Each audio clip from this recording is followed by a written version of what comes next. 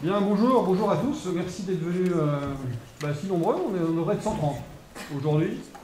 L'amphi fait 100 places à peu près, et donc il y a quelques personnes qui devraient arriver là-haut peut-être un jour. On va commencer en les attendant. Je pense que ceux qui manquent sont essentiellement des Nantais, qui évidemment prennent le quart d'heure nantais classique. Donc merci de vous être levés super tôt ce matin.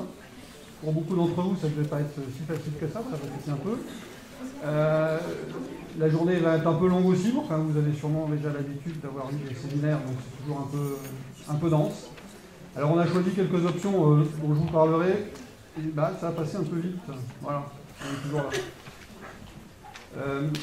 Donc vous êtes ici à l'IFTAR à Nantes, à Nantes-Bouguenais, puisqu'on est situé essentiellement sur une commune limitrophe de Nantes. Et vous voyez à l'écran donc, le terrain qu'on occupe, c'est une implantation donc, qui date des années 75-76 en fait, on s'est installé ici, et donc on dispose de près de 150 hectares, dont on utilise grosso modo la moitié, le reste restant disponible. Donc vous avez quelques grandes installations de chez nous qui sont là, vous avez le manège de fatigue, vous avez ici la centrifuge géotechnique, il y a une salle semi-anéchoïque et la piste de référence routière. Tout ça sont des choses que vous pourrez visiter, donc il y a, parmi d'autres. On vous a prévu au moins 2 temps de visite qui vous permettront de voir a priori 5 de nos grands équipements. Alors, je vais commencer par quelques éléments de logistique. Je suis désolé, mais je commence par ça. D'abord, quelques numéros de téléphone, vous les avez sûrement eus, puisqu'ils vous a distribué à l'accueil. N'hésitez pas, si vous avez le moindre problème. Le site est vaste, on peut s'y perdre. Donc, n'hésitez pas, passez un coup de fil, on vous enverra une voiture vous cherchez. On a un bus, c'est pas celui-là, mais c'est un bus qui marche aussi, qui allait chercher des gens à la gare et à l'aéroport, qui vous servira pour vous déplacer. Il y a entre le bâtiment où nous sommes ici, donc le bâtiment Viarme, qui est le plus récent en date des bâtiments, et le bâtiment Ferré, qui est un vieux bâtiment du site, qui est à peu près 600 ou 700 mètres. Bon, donc vous risquez de marcher beaucoup, donc on a un bus qui nous permettra de nous transporter un peu partout. Vous n'oublierez pas de rallumer vos téléphones en quittant l'amphi, évidemment. Bon voilà, donc là la journée va se dérouler essentiellement ici. Le restaurant est ici, le restaurant d'entreprise est ici, donc vous irez. On va faire très attention au temps parce qu'on a un timing très serré. Très serré, on essaie de vous faire voir le maximum de choses, mais on a des contraintes assez fortes. Et puis je voulais vous faire une question chocolat, mais je ne vais pas la faire, juste vous donner quelques infos sur la participation. Donc on a environ 130 prévus, dont 65 personnes qui ne sont pas de l'IFTAR à peu près, et 80-90 Parisiens, enfin Marneau-Vallien, Villeneuve-d'Ascoi, Brondillan, des gens qui ne sont pas de Nantes. On est à parité, à peu près. Donc, il va y avoir à peu près autant d'hommes que de femmes présents à l'assistance. Je ne sais pas ce que ça veut dire, je ne sais pas si c'est représentatif de l'ensemble des personnels des différents établissements, mais c'est comme ça. Alors, je voudrais juste quand même vous poser une question. Est-ce que vous avez déjà participé à un séminaire de connaissances réciproques de l'IFTAR? Bon, qui ne l'a pas fait? D'accord. Bon, il faut quand même que je vous donne quelques éléments, alors peut-être de description de l'IFTAR, ce que je ferai du coup juste après. Ça, je reviens en arrière, donc je ne dis plus. Voilà. Donc le programme qu'on vous propose, vous l'avez eu, donc je reviens pas tellement dessus. Une matinée en amphi, une après-midi d'atelier de visite, une autre matinée atelier de visite, et puis une restitution demain après-midi, ce qui est une grande classique pour les séminaires de connaissances réciproques. La matinée se passe ici aujourd'hui, et l'après-midi de demain se passera ici également. Le reste, c'est dans des salles dont je vous parlerai. Et merci, alors finalement, on a des gens là-haut. Bonjour. Si vous n'avez pas récupéré votre badge, n'oubliez pas de le faire et d'y passer. Un peu plus en détail ce qu'on va faire ce matin. Donc, on a choisi 4 présentations très rapides, d'une part de l'IFTAR, ensuite des activités internationales. La responsable de l'ADU d'IFTAR est ici à Nantes, c'est Agnès qui est là. Bonjour Agnès. Une présentation du département Gers, puisque le directeur du département se trouve aussi sur le site de Nantes. Donc Eric est là également. Et puis j'ai invité un de nos partenaires locaux, donc qui est responsable du développement du projet d'ici Next sur Nantes, Donc dans vos programmes, c'est Olivier Labou qui est indiqué, en fait c'est Olivier Grasset qui est son VP Recherche qui sera là pour nous parler de Next. Et puis une petite présentation très rapide des 12 laboratoires, c'est Marilyn qui fera ça avant une session poster. Donc on a décidé de ne pas faire une présentation en amphi des 12 labos, on a eu piqué de vous. Les 12 labos en une demi-heure, c'était peut-être un peu rapide. Donc là, vous aurez 3 quarts d'heure en fait pour discuter avec les gens qui seront devant les membres des laboratoires seront là, devant leur poster et pourront discuter avec vous, tout en prenant un café. Donc voilà, un moment un peu de détente aussi pour récupérer. Et on réattaquera donc à 12h15 avec là une présentation de l'activité nantaise qu'on structure autour de 4 thématiques. Alors on n'a pas choisi des départements, on a choisi de présenter ça par thématique. Donc infrastructure pour l'énergie, ville et mobilité, infrastructure innovante et environnement et risque. Ils seront donc présentés par des gens du STAR à Nantes. Avec des focus à chaque fois sur, on ne peut pas rentrer en détail de tout, ce sera des focus sur certaines des activités qu'on a. Les ateliers, donc là je vous mets un petit plan, vous avez quelque chose aussi je pense dans le programme. L'atelier bibliothèque Microsoft sera au bâtiment Rézal. Ici on est dans le bâtiment Viarme et vous avez les 4 ateliers qui ont lieu à l'étage juste au-dessus. Donc on a les salles de réunion sont là. Et puis dans les 2 bâtiments en face, donc l'entrée est ici. Donc dans les 2 bâtiments en face là, vous aurez d'une part les activités internationales et européennes qui seront dans le bâtiment Bouguer et dans le bâtiment d'Arcy, tout ce qui concerne l'animation de la recherche. On est ici. Voilà, donc, mais extrêmement vite, parce qu'on n'a pas vraiment de temps. Donc, les missions que vous avez là à l'écran sont les missions générales de l'ISTAR, en tant qu'établissement public dépendant, EPST dépendant à la fois du ministère de la Recherche et du ministère de la Transition écologique et solidaire. Bon, je vous passe sur ce qu'on fait. Il y a quelques spécificités, telles que la certification et la normalisation, sur lesquelles on est très très actif. Et puis quelque chose qu'on continue à faire encore, c'est la production de doctrines techniques. Ça a été les 2 établissements qu'on fusionnait il y a maintenant 7 ans, pardon. C'était une activité assez importante dans ces établissements et ça le reste dans l'ISTAR. Alors je suis allé un peu vite. De quoi on parle quand on est à l'ISTAR? Quels sont nos grands champs, nos grands domaines d'intervention? Vous avez là les risques naturels, l'environnement, tout ce qui est mobilité, tout ce qui est infrastructure, tout ce qui est énergie. Transport au sens très large. On est organisé en 5 départements. La partie recherche est organisée en 5 départements, dont 4 sont représentés à Nantes. C'est ceux pour lesquels il y a il y a des parenthèses derrière le nombre d'agents présents dans chaque département. Et donc on vous présentera ici, voilà, je vais y arriver, le département Gers. Et puis on a une structuration autour de 3 axes transversaux, donc qui animent l'activité de recherche entre ces différents départements et qui sont inscrits dans notre contrat d'objectifs que nous avons avec le ministère. Quelques chiffres clés, mais alors très vite, vous voyez les implantations de l'ISTAR. Alors sur le panneau qui est à l'entrée, on est 1120, aujourd'hui on est 1000 à peu près, donc 250 doctorants, puis voilà, un budget que vous avez. Depuis 2011, donc depuis la création de l'Institut, on a soutenu plus de 580 thèses, donc ce qui est un assez bon rythme en 6 ans, puisque c'est des chiffres à fin 2017. Voilà, des brevets et quelques missions d'expertise. Et puis, plus spécifiquement sur le site ici, qui s'est implanté en 1975, donc il y a 300 personnels présents, environ 250 à 260 permanents, 12 laboratoires, je vous l'ai dit, qui sont répartis dans 4 départements. Bon, une grande superficie évidemment, beaucoup de liens locaux, vous verrez tout à l'heure donc Olivier Grasset de l'université, mais beaucoup de liens avec la région. La région est une région Pays de la Loire, une région qui soutient beaucoup la recherche, et donc on est très appuyé par eux en termes de financement de thèses, de financement de projets, de financement d'équipements. On a eu un CPER, on a beaucoup lu, beaucoup proposé et pas mal lu dans le cadre du dernier CPER. Bien sûr, il y a l'université, il y a l'école centrale, il y a pas mal d'écoles dans le coin, il y a l'IMT Nantes-Atlantique qui est là aussi, il y a des écoles d'architecture, voilà. Donc on est très implanté dans tout ça. Il y a des pôles de compétitivité, les IRT, on a l'IRT Jules Verne qui est assez proche de nous, bon, qui est sur des thématiques qui sont un tout petit peu éloignées de ce qu'on fait maintenant, mais avec lesquels on continue à travailler. Voilà. Et puis, évidemment, tous les acteurs du tissu socio-économique local avec lesquels on travaille très régulièrement, entreprises.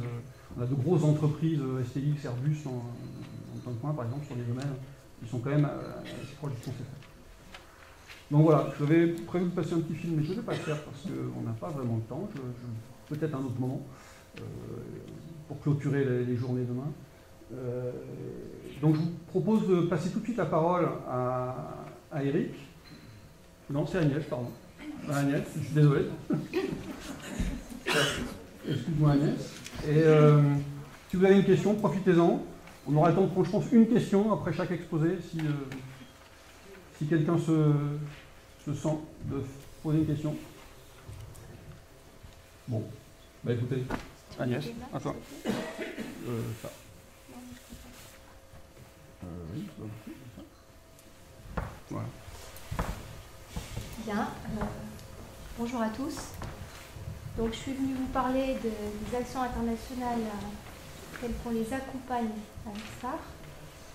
Il faut comprendre qu'il y a un certain nombre d'actions qui sont déroulées par la Direction des Affaires européennes et internationales, dont voici la composition. Donc nous sommes entre 9 et 10, ça dépend de la période de l'année. Et nous avons pour chacun d'entre nous un certain nombre de casquettes que nous portons soit en fonction des activités réseau, donc des fonctions de PCN transport, des fonctions, on a beaucoup de fonctions au niveau des réseaux et du travail d'influence, que c'est un point essentiel de nos activités. Nous avons des fonctions de représentation, donc par exemple à Bruxelles. Alors, je ne sais pas les DAI, si vous voulez lever la main, je ne vous vois pas tous dans la salle, qu'on puisse vous repérer. Voilà, un certain nombre d'entre nous sont présents, sont bien distribués dans la salle. Nous avons des fonctions de lire pour suivre les projets européens. Nous avons des fonctions de coopération bilatérale, de représentant comité, secrétaire de comité francophone de l'AIPCR, infographiste. Donc grâce à toutes ces fonctions, nous pouvons accompagner l'ensemble des processus internationaux, donc bilatéraux et d'action d'influence de l'ISTAR. Et comme vous le voyez, nous sommes très très multi-sites, donc on fait beaucoup de Skype. Ça nous a appris à nous organiser, à dématérialiser pas mal de nos actions. Et une des caractéristiques qui nous conduit, c'est la réactivité. C'est-à-dire qu'il est rare qu'on passe une journée où on n'ait pas quelque chose à rendre ou une urgence qui tombe, quelque chose. Et le fait d'être organisé en équipe et d'avoir un système documentaire assez fourni, je vous montrerai tout à l'heure comment il ressemble, ça nous permet de répondre assez vite à toutes sortes de sollicitations. Alors, de nos chercheurs, bien sûr, ça on en a quasiment tous les jours, mais de notre direction générale ou des ministères, ils ont souvent des questions épineuses sur lesquelles il faut répondre en moins de 4 heures. Donc voilà.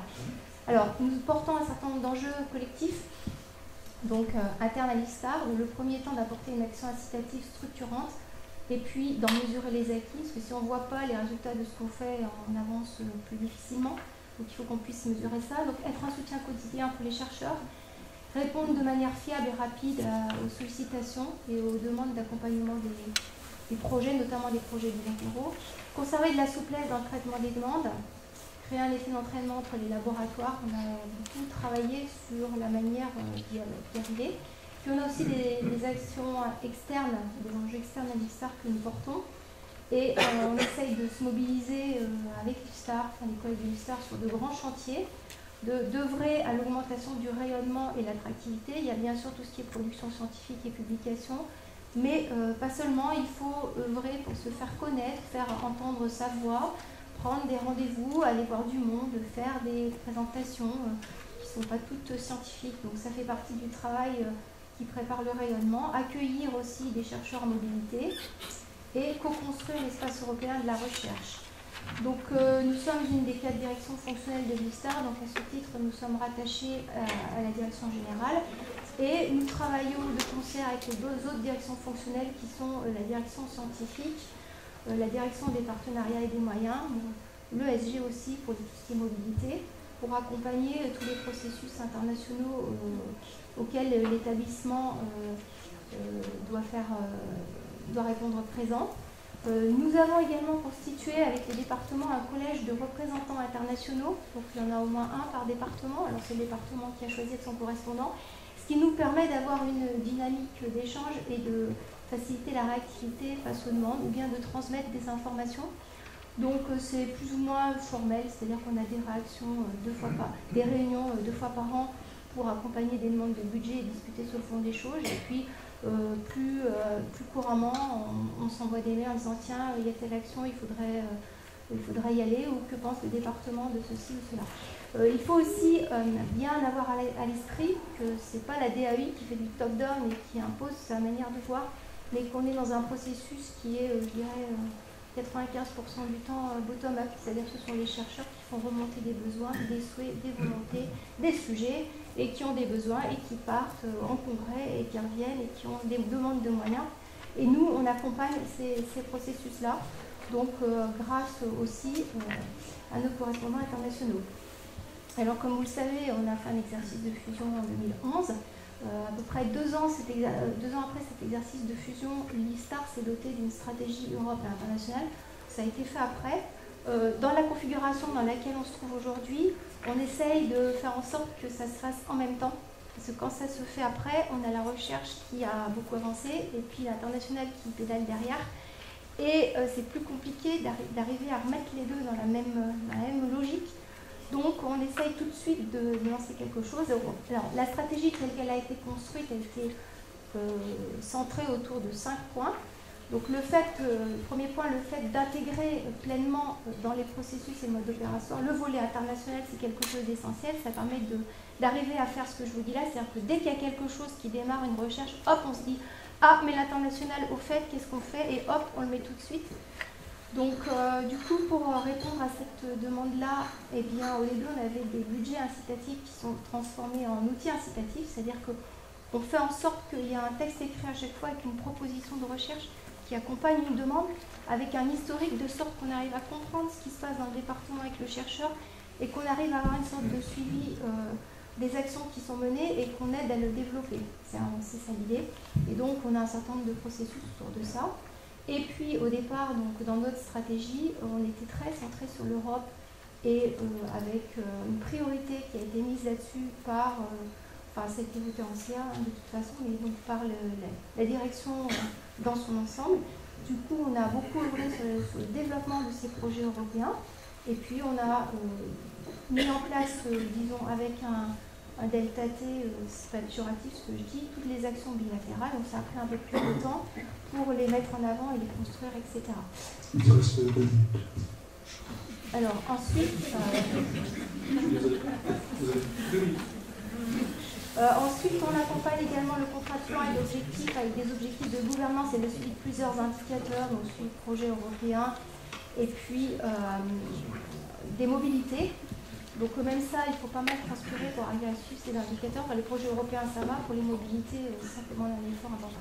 Donc voilà le résultat des systèmes de suivi des actions qu'on a mises en place, donc avec des fiches pays, des fiches réseau, des fiches qui nous permettent d'animer ce que fait l'établissement autour de grands congrès, et puis les fiches incitatives. Donc vous voyez à gauche la partie bilatérale, il y a un certain nombre de fiches dans lesquelles il y a du contenu et il y a des actions signées.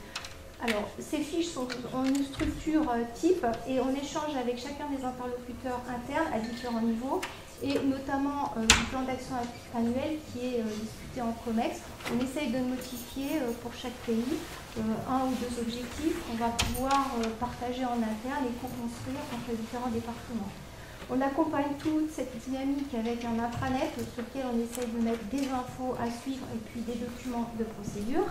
Le tout sur fond de contexte relativement contraint avec des changements d'échelle, tout est dans tout, des articulations Europe et internationales qui sont en train de prendre une importance très grande, notamment de par les actions de la Commission européenne qui nous a beaucoup poussé sur les USA. Bon, on est un peu plus sur d'autres pays maintenant, mais ça nous demande une adaptation permanente au contexte externe avec des contraintes temporelles de rendu ou sur les actions d'influence qui sont pas minces.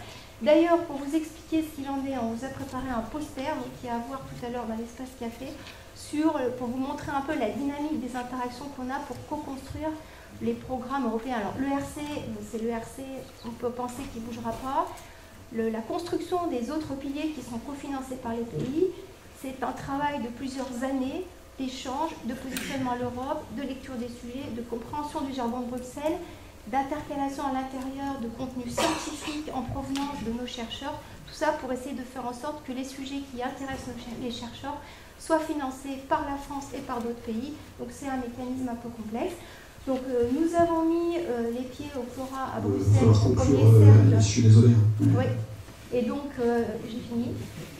Donc nous avons mis les pieds à Bruxelles il y a un peu plus d'1 an, donc ça nous donne un circuit court et de la... Voilà, donc je comprends qu'il n'y aura pas de questions. Merci de votre attention. Oui.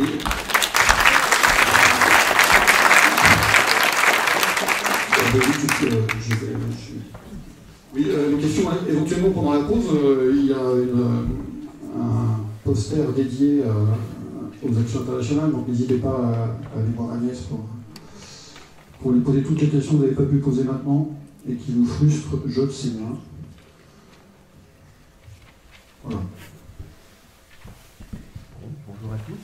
Alors pour ceux qui ont déjà assisté au séminaire précédent à l'ISTAR, vous avez déjà eu des présentations de départements. Donc le département Gers, c'est le dernier, celui qui manquait à votre sélection. Donc géotechnique, environnement, risques naturels et sciences de la Terre. Donc là, je passe rapidement. Le département Gers, c'est l'un des 5 départements de l'ISTAR. Il apparaît ici en vert avec 120 agents environ aujourd'hui. Dans le département, on a 4 grands types d'activités. Alors, la thématique générale, ce sont les géosciences appliquées au génie civil et à l'aménagement. Et on a 4 grands types d'activités. L'ingénierie géotechnique, je vous laisse lire un petit peu les sous-thématiques de recherche et de développement. Les risques naturels, avec une focalisation autour de 3 grands risques, le risque sismique, les crues soudaines, les risques rocheux. On a travaillé par le passé sur d'autres risques qui apparaissent en gris, en grisé. La ville et l'environnement, donc gestion des eaux pluviales, pollution, matériaux recyclés.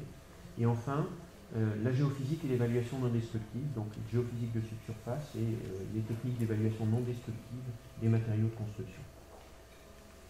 Alors, quelques éléments en chiffres, je passe rapidement, je mettrai juste l'accent sur plusieurs aspects de l'activité du département. On est relativement fortement impliqué dans les activités de normalisation à l'échelle européenne et française, ce que Philippe avait décrit. On est aussi très présent dans les associations scientifiques et techniques relevant de nos disciplines. Et enfin, on travaille en réseau et on est donc partie prenante d'un certain nombre de groupements scientifiques ou de fédérations de recherche. Je les ai listées ici, mais elles sont plus nombreuses, et il en sera question dans les exposés qui vont suivre. Alors, le département est organisé en 6 laboratoires propres, 6 équipes, qui apparaissent ici en vert, et puis on a des participations dans 2 unités mixtes de recherche. Une unité, l'UMR Navier, que beaucoup d'entre vous connaissent, qui est à Marne-la-Vallée, et l'UMR ISTER, qui se trouve à Grenoble. Et donc là, ce sont des équipes de recherche. On a 4 chercheurs sismologues. Donc elles sont réparties sur le territoire. Voilà, donc plusieurs sites d'implantation, Nantes, Marne-la-Vallée, Lyon et Grenoble. Alors, voilà. Ce qui caractérise aussi les activités de l'ISTAR et du département, c'est des grands équipements de recherche. Vous en avez ici quelques images. Donc la centrifugeuse géotechnique que vous allez pouvoir visiter, une station de chute de blocs qui se trouve dans l'Isère à Montagnol, qui est gérée par l'équipe de Lyon, divers laboratoires, un laboratoire de mécanique et de chimie, un banc d'essai pour les essais géophysiques en laboratoire, le banc MUSC, qui est aussi fait partie des visites. Et puis là, il y a une illustration d'un site d'infiltration des eaux pluviales. On a une activité de recherche qui est très tournée vers l'expérimentation in situ. Alors j'en ai terminé pour la présentation un peu globale du département. Ce que je voulais, c'est vous donner quelques images de notre activité. Donc je vais passer rapidement, je n'ai pas le temps d'aller dans les détails. Donc en ingénierie géotechnique, on travaille notamment sur les méthodes de renforcement des digues par des liants hydrauliques, de valorisation aussi de matériaux nouveaux par des techniques là aussi d'ajout de chaux. Donc avec des gros programmes, notamment un programme qui démarre en région PACA qui s'appelle LIG 2020. On travaille sur les énergies renouvelables et notamment les fondations des éoliennes qui sont soumises à des très très fortes contraintes liées à la flexion imposée par le vent, par la poussée du vent. donc avec des essais en centrifugeuse, des modélisations. Le but étant de proposer des méthodes de dimensionnement des fondations adaptées. On travaille depuis quelques années sur la géothermie en ville, hein, donc notamment les fondations géothermiques. Donc là, l'idée, c'est de proposer des méthodes de dimensionnement mécanique et thermique adaptées. Alors, elles sont utilisées notamment dans le cadre du Grand Paris. Il y a 3 stations de métro qui vont être équipées de fondations géothermiques, et l'IFSTAR a apporté son expertise pour aider le Grand Paris à dimensionner ces ouvrages. Et puis, il y a une expérimentation qui démarre sur le site de Seine-City à Marne-la-Vallée sur le sujet. Et puis, pour terminer, on travaille aussi sur les problématiques de dimensionnement des grands ouvrages. Donc là, ici, vous avez une grande boîte de cisaillement où on fait des essais de cisaillement et d'accroche entre ici ce que vous voyez sur le barrage et puis la roche sous-jacente. Et donc ce qui nous intéresse, c'est le contact ici entre le barrage et la roche et la manière de caractériser ce contact pour bien dimensionner. Les risques naturels, je passe vite, hein. On travaille beaucoup en risque sismique, hein, donc modélisation numérique. C'est un grand programme de comparaison de code à l'échelle internationale auquel on a participé. On est très impliqué dans l'observation, puisque le réseau accélérométrique permanent a été monté et dirigé pendant une bonne dizaine d'années par un agent de l'IFSTAR qui se trouve à Grenoble. On a aussi des capacités d'expérimentation en centrifugeuse, avec un shaker qu'on peut embarquer en centrifugeuse pour tester sur modèle réduit, par exemple la tenue de fondation. Et puis un des gros sujets de recherche, c'est la modélisation du comportement non linéaire des sols et de l'interaction entre les sols et les structures, et donc l'impact des séismes sur les bâtiments. Et puis l'IFSTAR est aussi une équipe de référence pour les recherches actuelles sur les crues soudaines, qui vont de la connaissance, donc caractérisation, jusqu'à la modélisation et la prévision. Vous avez quelques ici outils expérimentaux de prévision des crues soudaines qui sont un problème majeur en France. Ville et environnement, j'ai presque terminé. Donc on fait de l'observation, donc observation des milieux urbains. On a un site expérimental et d'observation qui est situé à Nantes. Vous avez ici le plan à gauche, donc avec différents bassins versants, des bassins versants emboîtés. Il s'agit de suivre les flux d'eau, d'énergie, de contaminants dans les villes, donc de caractériser ces flux et l'influence des aménagements sur ces flux. Ces sites expérimentaux sont les supports pour des travaux de recherche. Alors, on travaille sur la végétation en ville en particulier, donc les effets de la végétation sur les différents flux urbains, notamment les flux de chaleur. Une image, une thermographie ici du champ de Mars, c'était dans le cadre d'un projet ANR qui a été réalisé, où vous voyez bien les effets rafraîchissants sur le champ de Mars, la partie végétalisée. Et puis on travaille sur le recyclage des matériaux. Et ici, là, ce sont des images d'un projet qui est désormais terminé, mais il y en a d'autres en cours, où on a cherché à valoriser des matériaux de déconstruction et des débris végétaux pour constituer des supports de plantation en ville, dans les jardins. Et puis j'arrive à la dernière thématique. Donc c'est vraiment des flashs pour vous donner envie d'aller aux visites. Donc géophysique et évaluation non destructive. Donc on travaille sur un certain nombre de méthodes indirectes de caractérisation des matériaux. Ce sont des méthodes mécaniques, basées sur les ondes mécaniques, les ultrasons, les ondes électriques et radars, donc appliquées à différents sujets. Je vais vous donner 2 illustrations de ce qui est réalisé. Voilà. Donc là, c'est un projet qui a été réalisé en région Pays de Loire, qui vous donne un peu la diversité des approches.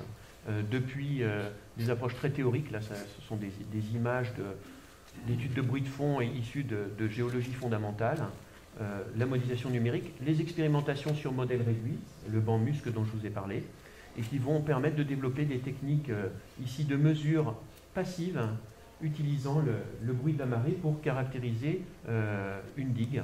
Et ce que vous voyez, c'est le niveau de l'eau au niveau de la digue, et les vitesses reconstituées d'ondes de pression au sein du corps de digue, qui au point A sont constantes dans le temps et qui dépendent de la hauteur d'eau. Donc ça, c'est le signe d'infiltration d'eau dans la digue et donc le défaut du corps de digue. Donc cette méthode a été récemment brevetée et va être mise en œuvre de manière industrielle. Et puis autres méthodes sont des techniques d'auscultation des câbles par ondes guidées, donc qui servent à maintenant diagnostiquer de manière un peu systématique les haubans des ponts. Donc une méthode qui a été élaborée à l'IFSTAR en coopération avec une entreprise et qu'on cherche à extrapoler pour l'auscultation maintenant des tirants d'ancrage pour la consolidation des murs et des falaises. Donc voilà quelques illustrations de nos activités. J'ai tenu Merci.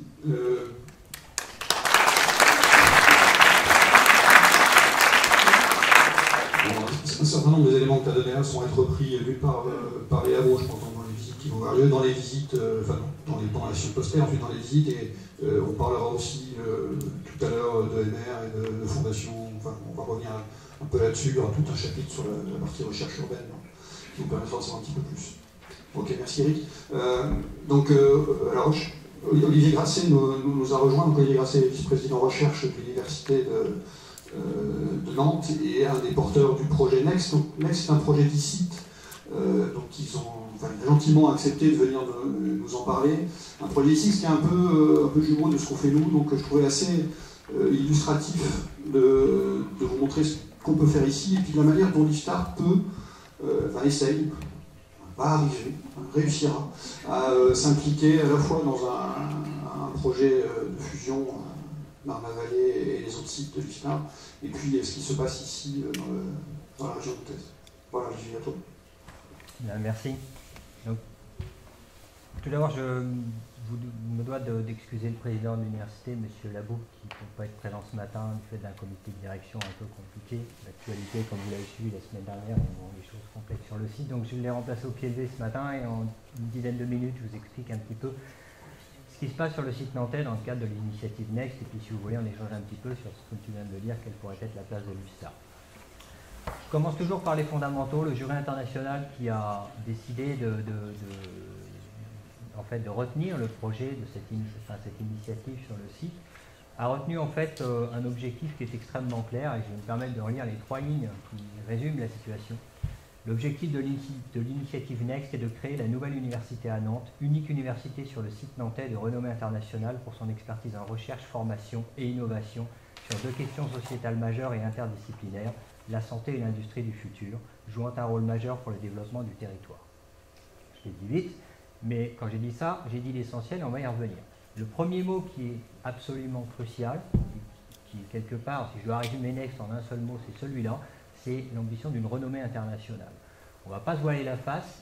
Next, c'est un outil pour faire une université au sens anglo-saxon du terme, qui est dans le top 300 des universités mondiales dans les 5 ans qui viennent, au moins dans les 10 ans qui viennent au mieux, si je suis un peu plus pessimiste, on va dire, et qui est dans le top 100 des universités européennes. Voilà, c'est extrêmement basique, extrêmement comptable, mais ça correspond à une certaine réalité. Aujourd'hui et demain, si vous voulez être éligible sur les grands programmes des programmes d'investissement d'avenir au niveau national ou sur les grands programmes européens, vous avez cette nécessité d'une renommée reconnue, et il n'y a pas 10 000 milliards de manières de la faire. En fait, il faut d'abord attirer chez vous et structurer chez vous de manière à rendre votre université, au sens anglo-saxon, je ne parle pas de l'université de Nantes, je parle de la nouvelle université à Nantes, il faut rendre cette université visible au niveau mondial. L'objectif de Next, c'est cet outil qui va donner cette visibilité, sans lequel demain nous ne sommes plus éligibles et nous ne sommes plus reconnus en tant que site, je l'entends, par rapport au monde. C'est extrêmement cru comme propos, mais ça résume relativement bien la situation de l'ensemble des sites qui sont aujourd'hui éligibles et qui font partie des programmes d'investissement d'avenir. Au niveau de la structuration sur le site nantais, on va aussi à l'essentiel. Aujourd'hui, vous le savez, 1500 à 1600 chercheurs et enseignants-chercheurs, on va dire domaine académique et domaine de la recherche, travaillent sur le site nantais et permettent en fait une fédération sur des forces extrêmement claires qui sont la santé du futur et l'industrie du futur. En fait, quand je dis qu'il y a 1500 à 1600 chercheurs et enseignants-chercheurs et on va dire partenaires de la recherche, j'entends par là que plus de la moitié d'entre eux sont sur ces 2 axes-là, ce qui signifie qu'il ne faut pas non plus oublier les autres axes de recherche. Et ça, en tant que vice-président recherche, c'est évidemment quelque chose sur lequel je suis extrêmement vigilant. Cela étant dit, il y a une réalité, c'est que les forces en présence sur le site nantais sont extrêmement visibles à l'international. On ne le dit pas assez et on ne le sait pas assez. Une des principales raisons, c'est qu'on n'est pas capable d'avoir une stratégie commune en termes de politique de signature. Aujourd'hui, nous ne sommes pas capables, alors que nous travaillons avec le CHU, avec l'INSERM, avec tout un tas d'autres organismes, d'avoir une politique commune de signature qui permettrait de faire monter dans les classements internationaux, sans aucun problème, du rang numéro 600 au rang numéro 300. L'initiative Next, une nouvelle université à Nantes, c'est son travail. En tout cas, c'est l'objectif qu'on se donne. Entre autres choses, c'est d'arriver à travailler de manière à ce que l'ensemble des personnels du site travaillent sur des objectifs communs et de manière relativement transparente. Donner cette force commune, c'est quelque chose qui ne se fait pas sans argent. Et l'initiative Next, c'est aussi ça. C'est quand même un budget assez conséquent. Je vous le fais de manière assez crue, mais on est aux alentours de 300 millions d'euros répartis sur l'ensemble des trois thèmes qui sont la recherche, la formation et l'innovation. Voilà. Ça, c'est extrêmement clair. Le déploiement commence, c'est-à-dire qu'aujourd'hui, nous avons déjà déployé les premiers appels d'offres, et je crois que certains d'entre eux sont passés par l'IFSTAR. Vous avez vu passer dans vos laboratoires les appels d'offres de l'initiative Next sur les, on va dire, sur les projets interdisciplinaires qui sont autour de l'industrie et de la santé du futur et qui, dans certains contextes, peuvent réunir des gens du domaine des sciences humaines et sociales. Point de vue gouvernance, l'initiative aujourd'hui, ou si vous voulez, l'université au sens anglo-saxon du terme, elle est focalisée sur la logique qu'on fait un seul et unique établissement autour de 4 fondateurs, qui sont l'Université de Nantes, le CHU, l'INSERM et l'École centrale de Nantes. Et ces 4 fondateurs qui forment l'université cible, en fait, vont ensuite travailler avec l'ensemble des partenaires du site nantais, dont l'USTAR, parce qu'il est extrêmement clair que l'activité du site nantais ne se limite pas à l'activité de ces 4 fondateurs. Vous le savez, vous en avez entendu parler, la logique de Next a été un petit peu ralentie parce que, du fait des difficultés, ne nous voilons pas la face, des difficultés qu'il y a eu à se mettre d'accord sur la manière de faire une université cible en commun, essentiellement entre l'Université de Nantes et l'École centrale. Globalement, aujourd'hui, la situation s'améliore. De toute façon, on a obligation de se mettre d'accord sur le mode de gouvernance avant le mois de juin, et j'ai aucun doute sur le fait qu'on va y arriver. On est déjà c'est quasiment abouti. Le fait est que les 4 fondateurs vont aller vers un modèle cible d'université qui est peut-être un petit peu plus souple que les 4 lignes que je viens de vous dire là, c'est-à-dire qu'il va falloir sans aucun doute donner un petit peu plus de temps pour aller vers une université cible. Je vous dis simplement où on aurait tous exactement la même signature. On est dans le contexte français où les écoles centrales, bien évidemment, n'ont pas les mêmes impératifs que les universités. C'est pas si simple que ça de mettre cela en place. Paris-Saclay a les mêmes difficultés. Enfin, vous regardez n'importe quel autre site. Sur le papier, c'est facile de dire qu'on va le faire. Une fois qu'on rentre dans le dur, c'est évidemment un petit peu plus difficile. La logique avec les partenaires, et ça, c'est un peu le sujet du moment, c'est comment allons-nous travailler avec les partenaires, dont l'IFSTAR. C'est-à-dire que vous, en tant qu'IFSTAR, vous avez bien évidemment vos impératifs nationaux, vous êtes une structure d'ordre national, vous avez les impératifs maintenant qui sont ceux qui vous dépendez de Marne-la-Vallée, ou vous allez dépendre de Marne-la-Vallée, et non pas de la nouvelle université à Nantes. Vous êtes un exemple parmi les nombreux partenaires du site nantais avec lesquels on doit trouver les meilleures manières de fonctionner, non pas demain, mais dans l'année, dans les 2 ans, dans les 3-4 ans qui viennent, de manière à ce que sur le site nantais, encore une fois, ce soit des stratégies gagnant-gagnant et certainement pas des stratégies compétitives. On est sûr d'une seule chose, c'est qu'au niveau international, nous serons tous perdants. Voilà, je résume en quelques mots la situation et bien entendu, je reste ouvert aux questions. Je ne sais pas si on est dans une logique de questions-réponses, mais j'ai donné le contexte très rapide, on m'a dit bref, j'ai été bref. Merci.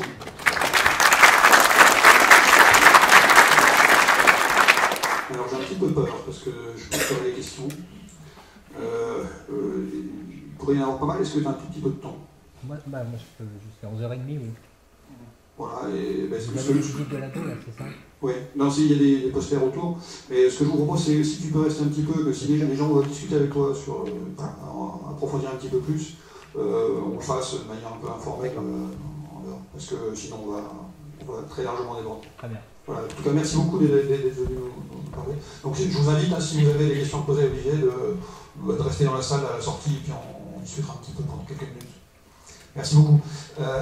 Et bien voilà, on arrive au bout, et c'est de cette première partie. Et c'est Marie va nous présenter rapidement rapidement. C'est un mot que j'ai l'impression de répéter beaucoup aujourd'hui. Alors Marie, c'est ça. Donc je vais vous présenter les différentes, ce que vous allez voir en fait, ce qui va se passer pendant la demi-heure et les 3 quarts d'heure qui arrivent. Merci. Merci Philippe, bonjour à tous. Donc flash, plutôt que rapide, tu m'as dit flash, donc ça va être... Si j'y arrive, c'est là. Voilà. Alors oui, j'ai la lourde tâche de présenter les 12 laboratoires de l'IFAR de Nantes en 5 minutes. Donc vous voyez bien, ça va être très flash. Alors, quels sont leurs objets de recherche? Donc vous voyez là que on s'intéresse ici à Nantes aux ouvrages d'art, aux infrastructures, aux éoliennes, mais aussi à la ville. Et la dernière, bon, c'était un petit clin d'œil sur les pollutions, le sol, donc qui sont aussi des objets d'étude des laboratoires nantais. Alors, 4 grandes thématiques c'est un découpage un petit peu original, hein, mais qui va être présenté juste après la présentation des laboratoires, donc sur les infrastructures pour l'énergie. Donc Eric en a parlé, hein, EMR, mais aussi géothermie et autres. Ville et mobilité, donc beaucoup de piétons, mais pas que ça, hein, sur la ville. Et on aura une présentation de 4 cas tout à l'heure.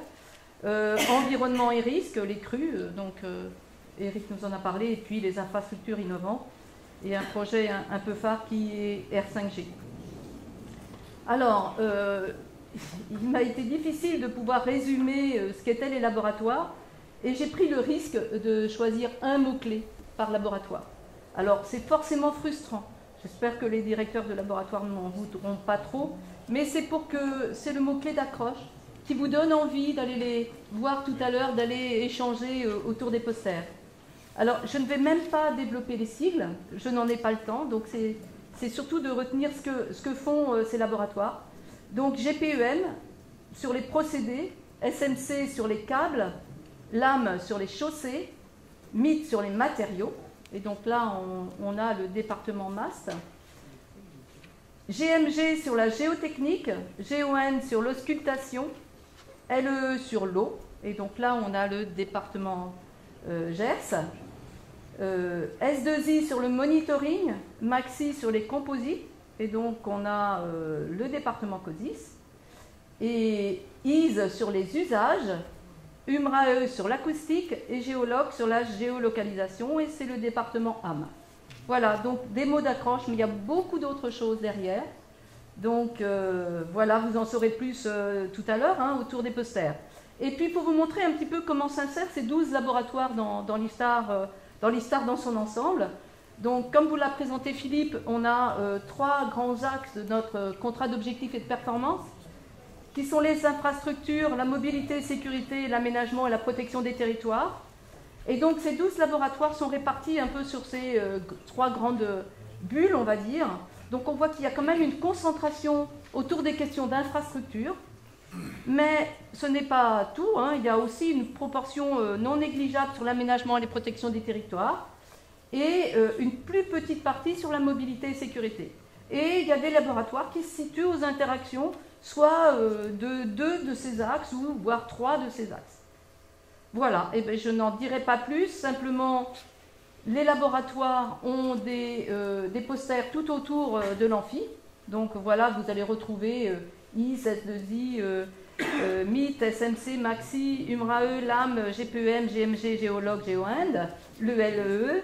Et puis vous avez aussi une particularité avec 3 autres posters, celui des doctorants, celui de la SCE qui est notre association sportive, et puis un poster sur l'Europe.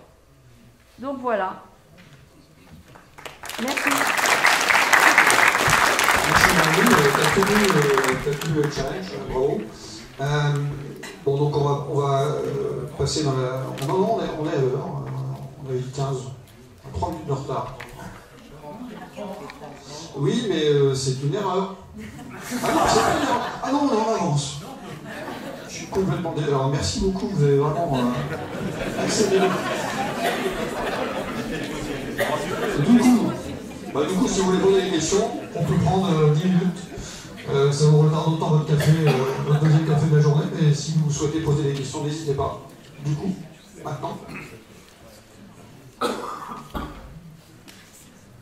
Bon, bah écoutez, il y en a une là. Attends, Je me demandais comment on pouvait être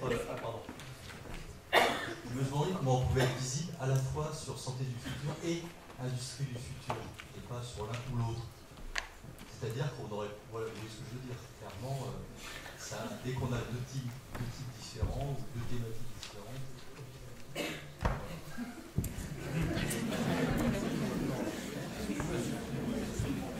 Je ne suis pas sûr de bien comprendre. Aujourd'hui, déjà, quand on pose un projet en règle générale, on a tout intérêt à le focaliser sur un seul truc. Donc ouais, non, alors je veux dire différemment. Aujourd'hui, on aurait pu faire un truc réellement général et faire un projet sur lequel on mettait en avant une quinzaine ou une vingtaine de thématiques, parce que c'est au minimum ce qui vient sur le site en tête. Et il y a déjà eu un effet un travail extrêmement difficile de ne se focaliser que sur deux objectifs qui sont certes très vastes. Après, il y a quand même des choses dedans. Mais ces deux-là sont choisis parce qu'ils sont déjà visibles. Et il faut être très clair, l'industrie du futur, quand on prend l'activité de l'école centrale, plus l'ensemble des sites de l'Université de Nantes et tous les partenaires dont vous aussi présents, quand on regarde un petit peu l'ensemble des bilans déjà effectués sur les 10 dernières années, les essors actuels, je pense innovation, quand on voit ce qui se passe à l'IRT Julien ou ailleurs, l'industrie du futur, la visibilité est déjà là. On peut gagner beaucoup plus, on peut faire beaucoup plus, mais on parle d'une force en présence qui est déjà existante. On n'est pas sur un projet. Le projet, c'est faire mieux, mais l'existant est là. Sur Santé du futur, c'est exactement la même chose, peut-être de manière encore plus visible aujourd'hui. Voilà, c'est très clair. On a focalisé en fait le projet Next sur les deux axes, je dirais, les plus visibles actuellement au niveau international. Ils sont mal structurés. L'idée de Next, c'est de les structurer un peu mieux et de les rendre plus attractifs de manière à ce qu'on augmente encore le potentiel par rapport à ce qui se passe ailleurs en national et surtout en Europe. Mais encore une fois, on n'en a choisi que deux sur l'ensemble des possibilités du site. C'est plutôt comme ça que pour le voir. Les deux sont déjà gagnés. Oui. Une question également à M. Grasset. En fait, l'IFSTAR se trouve au confluent, je dirais, d'un site national et puis d'un site, je dirais, nigérien. L'IFSTAR également a un certain nombre de potentialités, d'expertise scientifique sur des domaines très appliqués, en particulier sur les ENR. Question candide en fait. Est-ce qu'une façon, je dirais, tout à fait, positive d'envisager l'avenir de l'implication de l'IFSTAR au sein de l'université SIG-INAT, en fait, s'il ne serait pas éventuellement utiliser les 150 hectares de réserve foncière de l'IFSTAR pour aller, disons-le, une sorte de campus 3 énergie.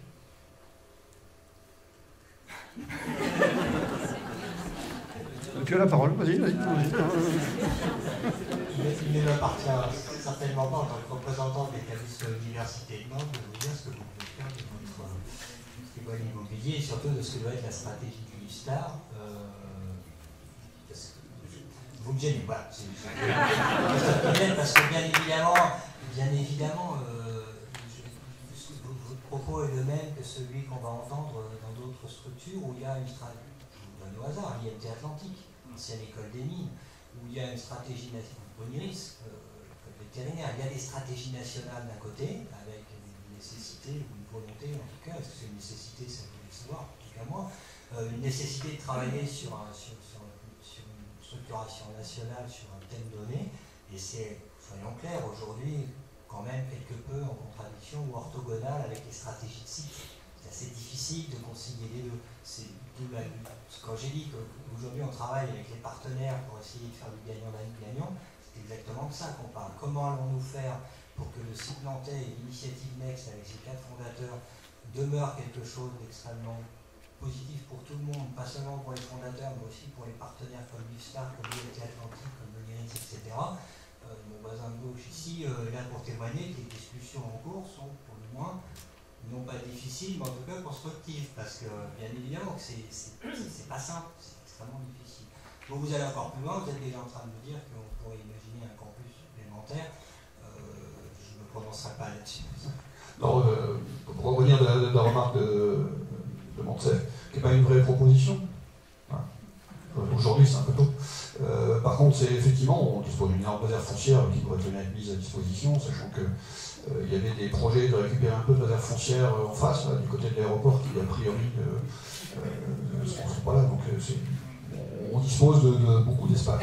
On est loin. Donc il y a beaucoup de... Bon, c'est des choses qui peuvent se discuter aujourd'hui, c'est peut-être un peu tôt. C'est un peu tôt, mais c'est vrai, pour dire encore, c'est vrai que c'est quand même l'actualité du moment. Vous le savez comme moi, c'est ce que. Alors moi je suis géologue de départ, donc moi j'avais l'habitude des rebonds post-glaciaires. Aujourd'hui on est sur le rebond post-Notre-Dame-des-Landes, que ce soit sur notre métropole ou sur la région. Il est évident dans les discussions en cours sur le rebond post-Notre-Dame-des-Landes, la manière dont va être restructuré le site de Bougnay avec l'industrie du futur, la position de liberté, etc. C'est des discussions en cours. Je pense qu'à un moment donné, si ce n'est pas déjà le cas, vous êtes évidemment dans la boucle. Bonjour, Marc Pesson, je suis directeur délégué d'Iftar Lyon. Je voulais juste savoir si le fait que l'Iftar rentre dans un projet de fusion, donc plutôt marne-valien avec l'université UBM et d'autres écoles, est pour vous une contrainte supplémentaire ou plutôt un avantage que l'Iftar soit dans un autre projet plutôt qu'un établissement public comme il est aujourd'hui?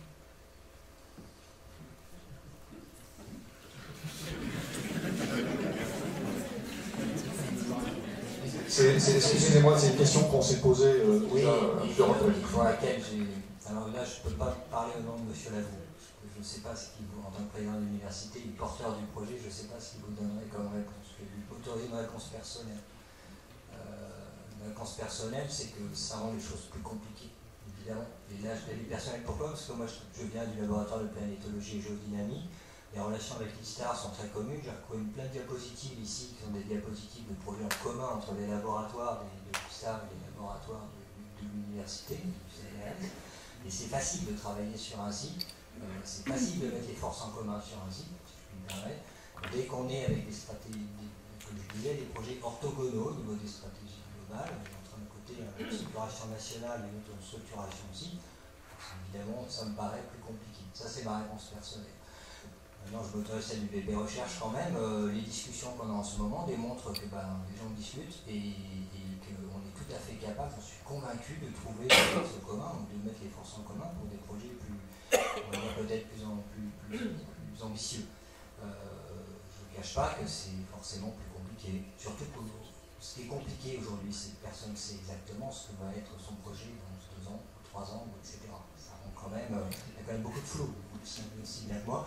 Et nous, sur le site nantais et le projet Next, on voit très clairement où on va, le cahier des charges est clair, le déroulement et le déploiement de l'initiative est en cours.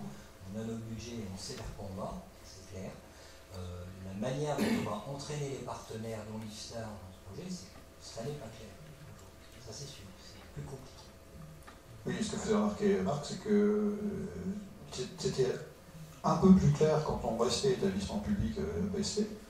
Si demain on devient le PSCP, université, ça repose aussi des questions de manière un tout petit peu différente. C'est-à-dire que le projet Next ne prévoit pas de traiter tout à fait de la même manière les établissements d'enseignement et les établissements de recherche. Il y a quand même, dans ce qu'on fait, une petite différence. C'est pour ça que je me disais, je ne peux pas me permettre de répondre au nom de M. Lavaux, et vous pourrez lui reposer la question cet après-midi par rapport à ça. Merci beaucoup, Frédéric Bourquin, département composant un système. J'ai une question sur les grands équipements qui forgent pour une grande part l'ADN du site. Voilà. Alors, certains sont déjà bien établis dans notre paysage depuis pas mal de temps, d'autres sont beaucoup plus récents. Est-ce qu'on peut parler des perspectives de renouvellement, par exemple à travers le PIA ou d'autres voies, pour renouveler le parc d'équipements remarquable du site?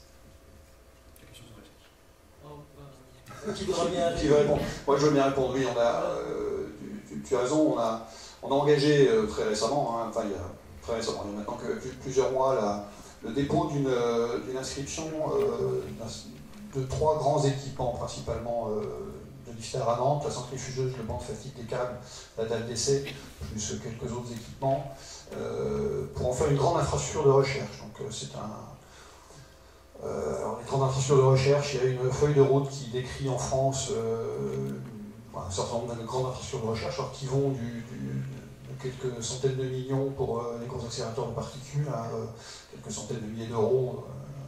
Donc on est plutôt entre les deux. Donc notre idée, c'est vraiment de créer cette chose-là qui s'appelle Axiom, qui regroupe un certain nombre d'objets, de grands équipements de recherche autour des énergies marines renouvelables, avec une approche vraiment terrestre pour les énergies marines renouvelables, c'est-à-dire d'essais non pas des essais en bassin ou des essais en mer, mais des essais sur sites terrestres, donc mécanique, matériaux, monitoring, et ce genre de choses. Donc on a fait cette proposition-là qui pour l'instant avance, c'est une longue marche pour passer de la proposition à l'inscription, ça devrait sortir bientôt.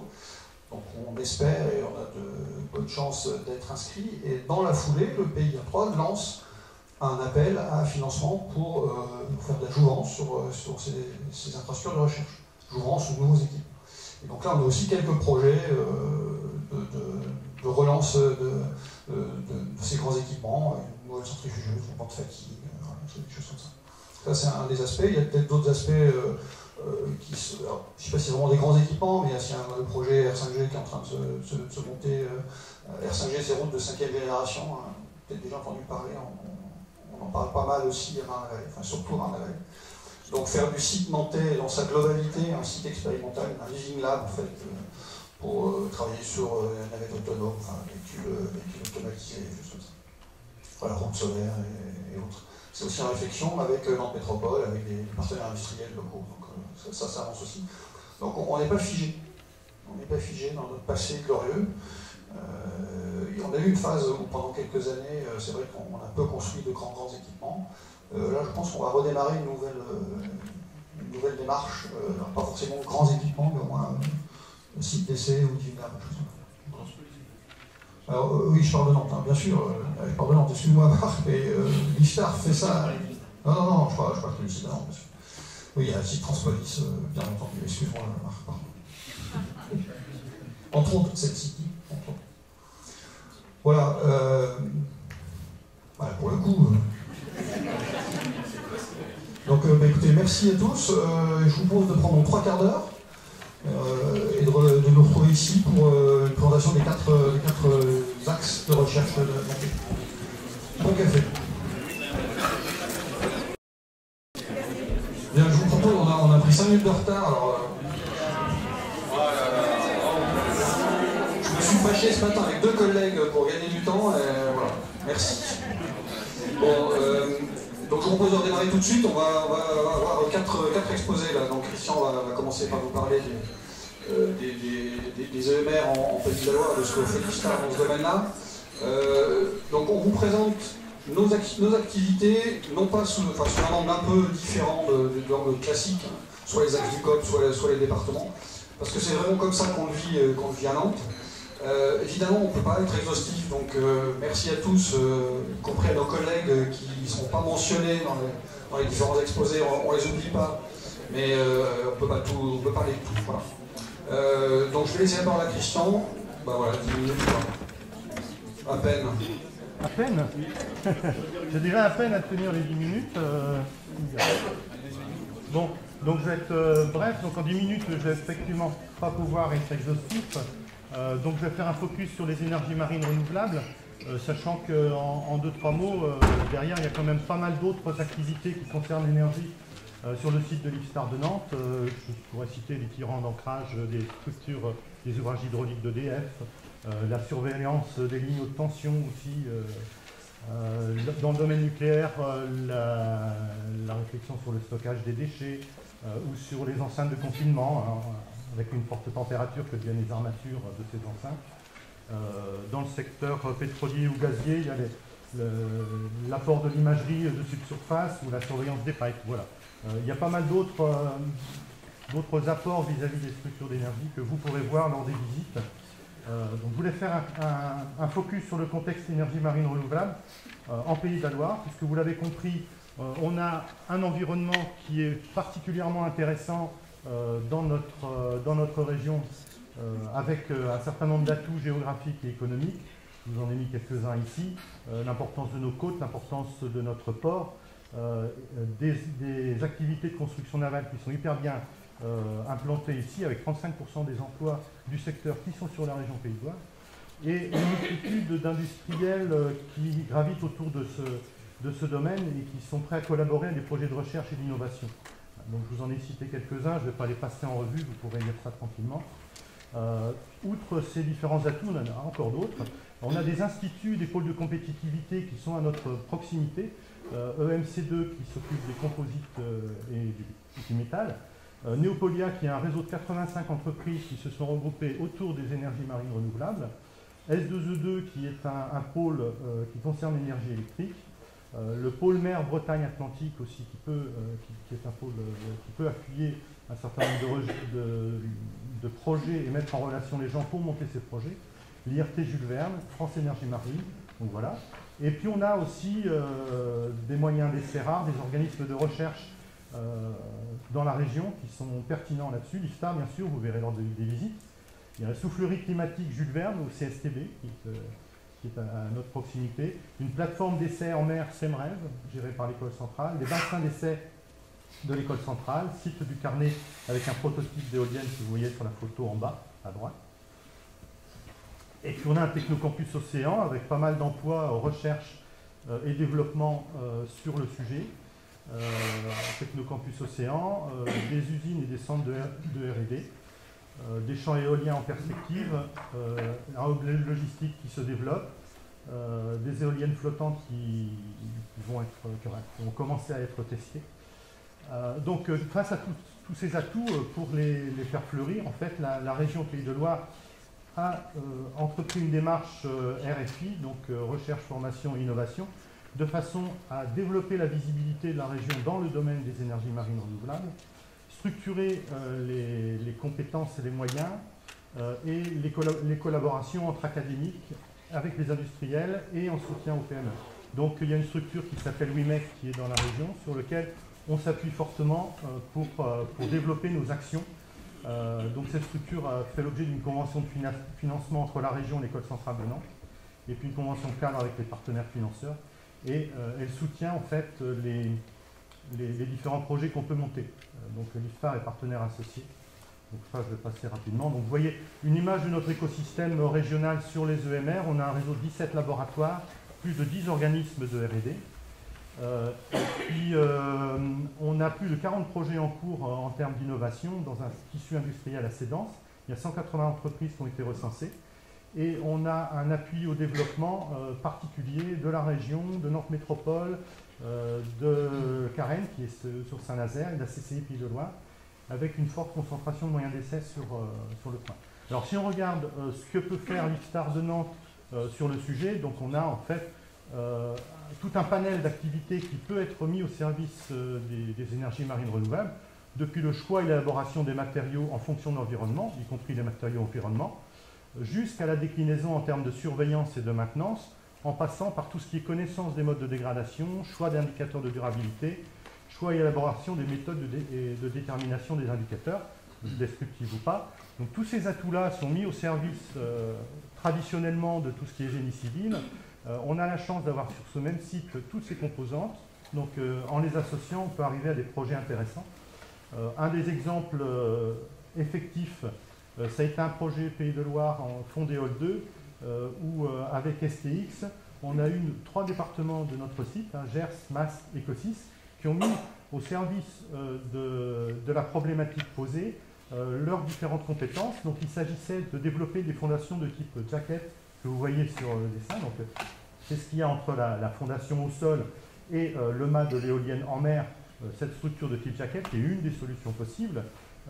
La question est posée de comment on surveille ça, à quoi on s'attache, et pour ne pas y retourner tous les 15 jours, parce qu'en mer, ce n'est pas évident d'aller voir comment se comportent les choses.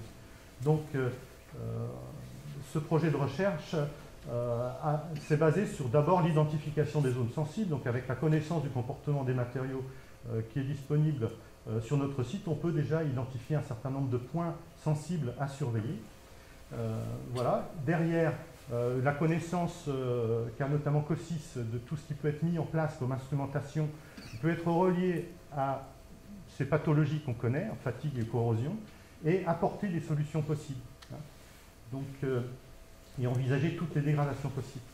Donc, si on regarde sur le site, vous allez faire les visites cet après-midi, donc on voit que dans tous les bâtiments en fait, de l'IFTAR de Nantes, on a une contribution possible aux EMR, donc dans la gamme que je vous ai citée. Voilà les différents projets qui sont en cours ou récents en fait, des différentes entités présentes sur le site. Donc par exemple ici vous avez un projet qui s'appelle Fondéol 2, où on va tester des ancrages d'éoliennes flottantes en quasi vraie grandeur sur le banc de fatigue des câbles. Là, vous avez un projet qui est en train de naître sur la capacité qu'on a à utiliser les indicateurs de durabilité du béton armé quand il est en mer. On a aussi des projets qui veillent à surveiller certains points sensibles qui ont été déterminés dans une réflexion préalable. Et ça, c'est la liaison entre les mâts d'éoliennes et leurs ancrages au sol. Donc, comment on le surveille par des techniques de fibre optique, par exemple, ou d'émissions acoustiques. Et puis, vous avez des projets qui visent à utiliser des ondes sismiques ou électriques pour surveiller, surveiller les pathologies. Alors, derrière tout ça, en fait, on a un certain nombre de moyens d'essai qui traditionnellement n'étaient pas destinés aux énergies marines renouvelables et qui sont complètement utiles et, je dirais, indispensables puisqu'ils n'ont pas d'équivalent ni autour de nous ni au niveau européen. Donc, il faut mettre en valeur ce tout et faire valoir au niveau visibilité aussi ça. C'est ce qui nous a encouragé à monter un projet qui s'appelle Axiome et sur lequel on a demandé l'inscription de la feuille de route de très grandes infrastructures de recherche. Donc il s'agit de structurer une plateforme terrestre de développement pour la filière énergie marine renouvelable en lien avec la plateforme je dirais marine qui existe côté École Centrale et Ifremer. Donc on coordonne les moyens d'essai. L'idée, c'est de pouvoir tester simplement en milieu terrestre des choses avant d'aller en mer, parce qu'à chaque fois qu'on va en mer, c'est relativement cher, et puis donner une visibilité internationale à la chose. Et donc, il y a un certain nombre d'outils existants que vous verrez lors de la visite, la centrifugeuse géotechnique, la salle semi-anéchoïque, les bandes de traction et de fatigue des câbles, des moyens d'étude d'accélération de la corrosion, des dalles d'essai mécaniques, des moyens d'étude de CND, de SHM. Et derrière, on a une perspective de développement de tout ça, en améliorant, pour qu'elle soit vraiment adaptée aux EMR, une nouvelle centrifugeuse géotechnique, donc de nouvelle génération, de grande capacité volumique pour les ancrages et les fondations en mer. Un hall multi-essai pour tester à l'échelle entre 1 et 1/10 des éléments d'éoliennes type grande paille, par exemple. Et un banc d'essai dynamique des câbles qui soit vraiment affecté aux énergies marines renouvelables, sachant que celui qu'on a aujourd'hui, il était adapté aux câbles de génie civil et il est en train d'être adapté aux EMR, mais on peut passer à l'échelle au-dessus. Une structurotech pour tester des éléments en mer et un site d'essai acoustique environnemental aussi qui peut être développé. Voilà, j'ai tout le temps, je crois. Merci.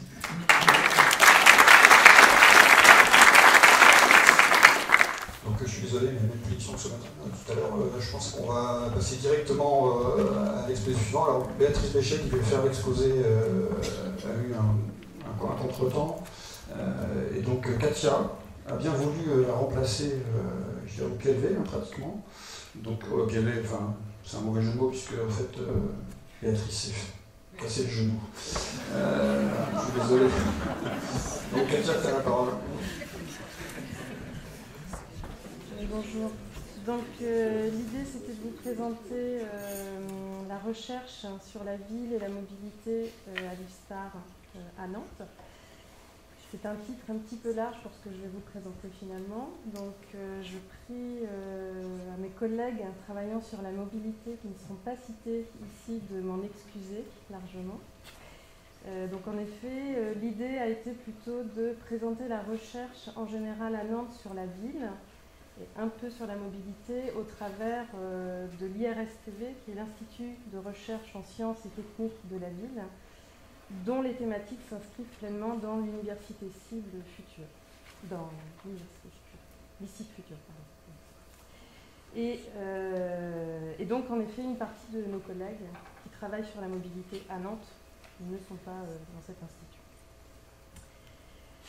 Donc simplement le contexte lié à une urbanisation mondiale de plus en plus importante ces dernières décennies et qui est appelée à augmenter encore, les villes font face à un certain nombre d'enjeux avec une concentration de population, de besoins, en énergie, en solutions pour gérer les pollutions, etc. Mais les villes sont aussi un lieu de concentration sur les capacités pour répondre à ces besoins, au moins pour certaines.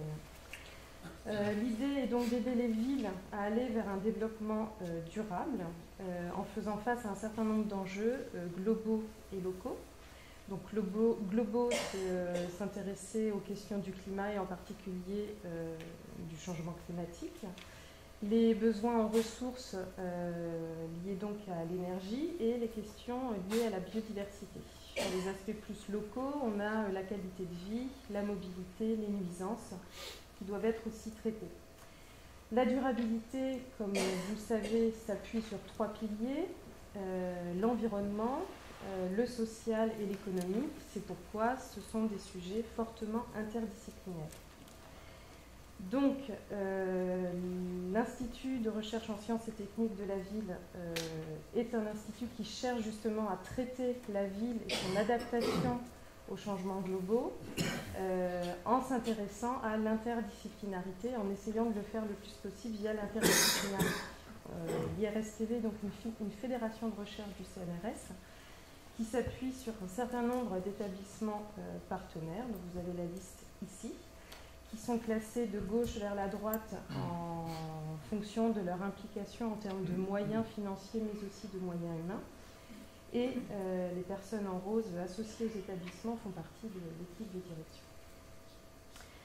L'IFSTAR est donc fortement impliqué dans cet institut en termes de moyens humains, puisqu'il représente plus de 25% des moyens humains de l'IRSTV, au travers des laboratoires eau et environnement, de l'UMR, de l'équipe environnementale et de l'équipe géologue. Alors, au travers des thèmes de recherche que traite l'IRSTV, il y a la question de la représentation de la ville, à l'aide principalement de la modélisation, et il y a la question de l'observation de la ville au travers d'un observatoire des environnements urbains, mais aussi de campagnes expérimentales. Et associer la modélisation et l'observation nous permet donc d'étudier l'adaptation des villes aux changements globaux, que ce soit le changement climatique ou l'urbanisation croissante. Alors tout d'abord, l'Observatoire nantais des environnements urbains, l'ONEVU, qui aujourd'hui est coordonné par Fabrice Rodriguez du laboratoire eau et environnement, et qui initialement a été coordonné par Véronique Ruban, aujourd'hui directrice du LE. Donc cet observatoire a pour but l'observation pérenne des flux d'eau, de polluants, d'énergie, mais aussi de l'environnement sonore bientôt. Donc il vous a déjà un petit peu été présenté tout à l'heure dans la présentation, j'ai pas la souris, si ça y est, dans la présentation du département Gers. Donc vous voyez, on a différents sites d'observation à long terme. Donc à long terme, c'est plusieurs années, généralement au moins 10 ans. Mais ce n'est pas encore vrai pour non plus toutes les thématiques, puisqu'on regarde un certain nombre d'enjeux, enfin un certain nombre de disciplines sont observées sur cet observatoire. On a donc différents sites attachés à certaines disciplines, que ce soit l'hydrologie, le microclimat urbain, l'énergétique depuis peu. Et on a un site qui a l'intérêt de regrouper ces différentes thématiques avec en plus les pollutions des sols et des eaux et prochainement donc l'environnement acoustique. Donc cet observatoire vise à étudier le microclimat urbain, la qualité de l'eau et des sols urbains comme j'ai dit, l'hydrologie et la thermique du bâtiment. Et depuis quelques années, une base de données a été développée en lien avec l'IDS de l'OSUNA, donc l'Observatoire des sciences de l'univers de Nantes-Atlantique, qui permet donc un regroupement, une collecte des données, une analyse, une évaluation de ces données et donc de pouvoir les redistribuer plus facilement. Sur les aspects maintenant plus représentation de la ville et donc modélisation, il y a l'axe microclimat urbain et énergie. Donc le LEE est très impliqué, moi-même je coordonne cet axe. L'objectif est de modéliser la ville du point de vue du microclimat urbain, de la thermique des bâtiments et de l'hydrologie. pourquoi un seul axe avec toutes ces thématiques? Parce qu'en fait, ces différentes disciplines sont très liées les unes aux autres et on souhaite vraiment aborder les questions de ces thématiques avec un regard assez intégré. Et donc, ça nous amène à étudier l'influence de la végétation sur ces trois composantes, l'interaction bâtiment-microclimat en lien avec la consommation énergétique et la modélisation des couplages énergie, air et eau. Et donc, le laboratoire eau-énergie, donc l'IFSTAR à Nantes, est impliqué surtout sur les questions hydrologie en milieu urbain, donc cycle de l'eau, pollution de l'eau et couplage eau-air. Alors justement sur les sols urbains, l'idée est, le laboratoire eau et environnement est très impliqué depuis le début puisque Béatrice Bécher a été à l'initiative de cet axe dans l'IRSTV en lien avec nos collègues du BRGM ou d'Agro Campus Ouest. Donc l'idée de cette thématique, c'est d'étudier l'impact des activités anthropiques sur les sols urbains et la préservation de leurs fonctions et de leurs usages. À travers une caractérisation des sols urbains et des eaux souterraines. Donc, le laboratoire d'analyse chimique, pour cela, nous est d'une grande utilité. Il fait partie des circuits sur lesquels vous pouvez vous inscrire pour aller visiter. C'est le circuit numéro 3. L'idée est aussi de spécifier les sols et les phénomènes de transport des polluants au sein de ces sols, et puis d'aller vers une gestion durable des sols en territoire urbanisé. On a un axe dédié donc, aux environnements sonores urbains, coordonné là encore par l'IFSTAR avec Benoît Gauvreau de l'UMR AE, et initialement coordonné par Judith Picot, donc toujours du même laboratoire. Ici, donc, l'idée c'est de décrire et de modéliser les mécanismes physiques mis en jeu dans la propagation du son, tout en prenant en compte la complexité du milieu urbain, et de développer des outils de simulation et aussi de représentation des ambiances sonores urbaines. Donc il y a un gros effort de l'UMRAE sur ces questions autour d'un outil SIG Orbigis, et aujourd'hui l'équipe va vers le développement d'outils plus participatifs aussi. Sur la tomographie urbaine, donc c'est là où on peut parler un petit peu de mobilité. Donc c'est en termes d'implication IFSTAR, c'est Valérie Renaudin de Géoloc qui coordonne avec Myriam Servière du Créneau. Et donc l'idée de ce travail, c'est de décrire la ville en 3 dimensions afin de permettre à l'être humain d'accéder à l'espace urbain, d'interagir avec l'espace urbain au travers d'une représentation des différentes données décrivant l'espace urbain. Donc en particulier, Géologue s'intéresse plus à la mobilité des piétons et plutôt à l'intérieur des bâtiments plutôt qu'à l'extérieur.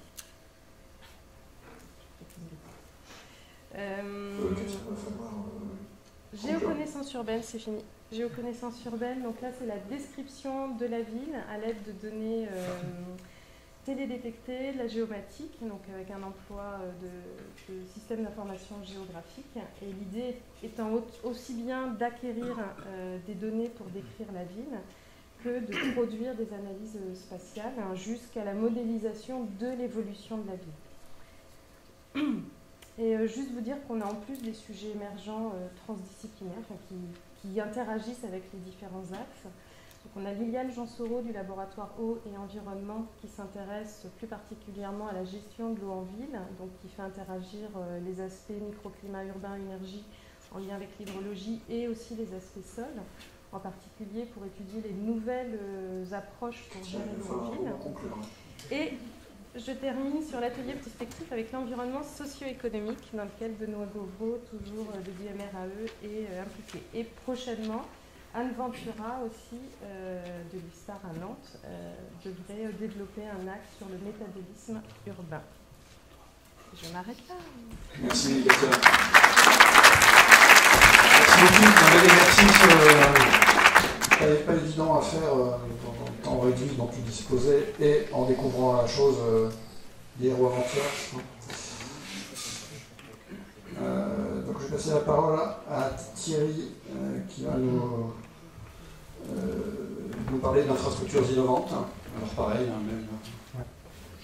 Bon, bonjour à tous. Donc je vais vous parler d'infrastructures. Donc infrastructures, je vais vous parler surtout de routes, voiries, ports, aéroports, voies ferrées.